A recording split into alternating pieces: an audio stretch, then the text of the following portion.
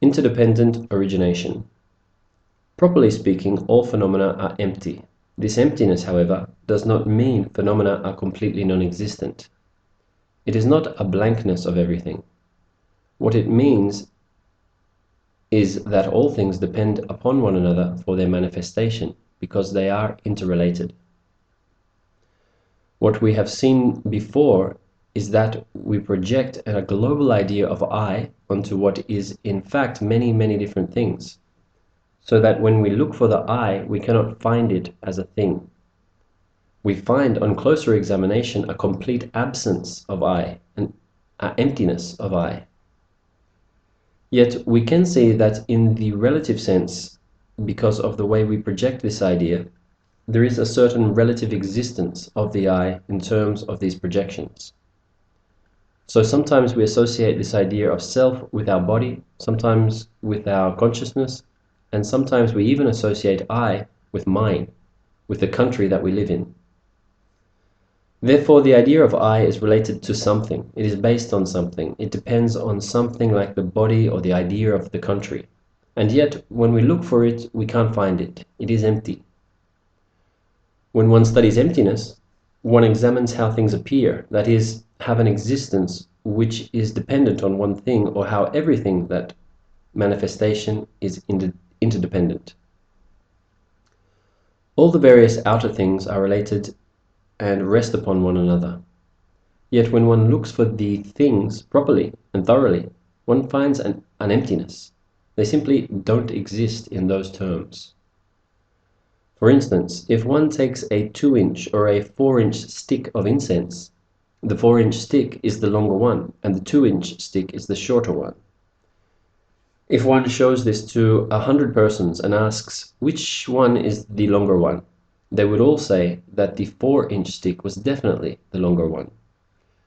Then, when one adds a 6-inch stick and removes the 2-inch stick, the 4-inch stick becomes the shorter one. If one asks 100 people, they will all say that the 6-inch stick is the longer one and the 4-inch stick is the shorter one. So one can't really say this is long or this is short without seeing the interrelation of the two. One sees the relative definition of things, and that definition depends on other factors to which the thing is related. Things depend upon one another. They are interdependent. And this is the way all phenomena manifest to us. They don't have a meaning and significance by themselves. Their significance emerges because of their relationship to other things. There is interdependence of all phenomena. That dependence applies to everything. But this dependence is particularly strong in terms of the labeling and recognizing the mind of the observer. If one takes away the observer with the ideas of long, short, or large, small, then things by themselves don't have largeness or smallness. It is only when an observer is present and from this relative point of view decides that this is large, this is small, this is good, this is bad, this is beautiful, this is ugly, etc. Without the observing mind, these characteristics aren't present. So the pleasantness or unpleasantness of phenomena depends upon the person relating to it. If someone is attached to an object thinking they want it, then it becomes a nice and desirable thing.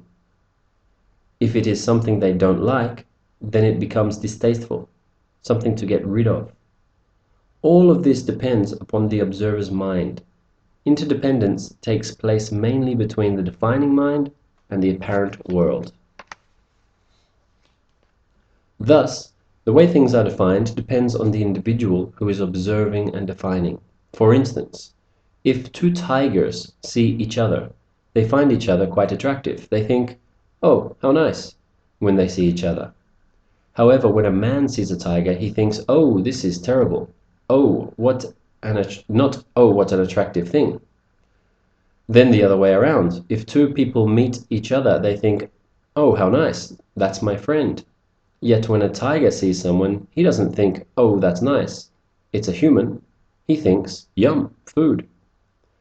So we see from these different relationships that the quality of nice, attractive food, or frightening is not contained within the object itself, but depends upon who is relating to that object and the way we label, define, and conceive that object.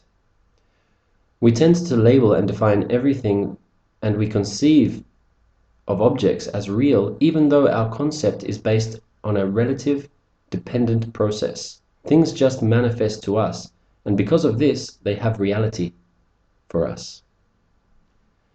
It should be obvious that the relative existence of things depends upon the mind of the observer.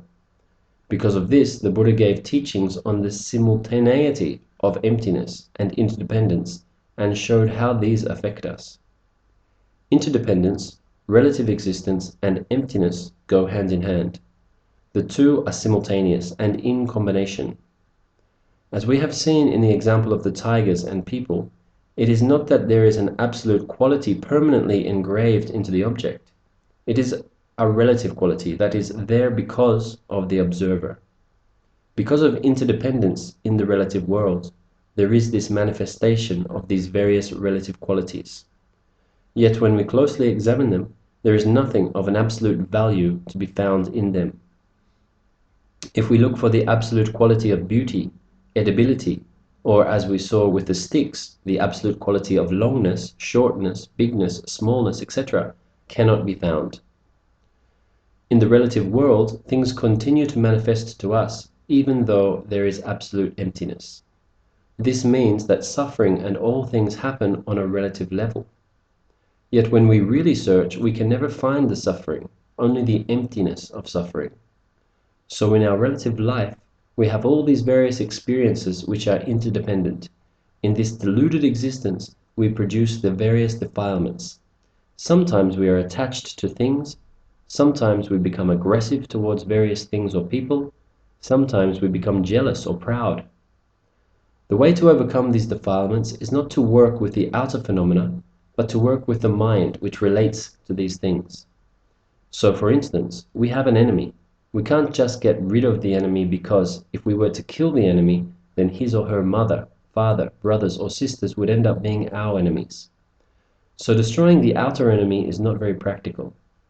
Whereas if we can work with our mind which relates to that person as an enemy, and we can change that relationship to love and compassion and patience with what is taking place, then the situation of an enemy is no longer there, because the interdependence between you and enemy has been changed.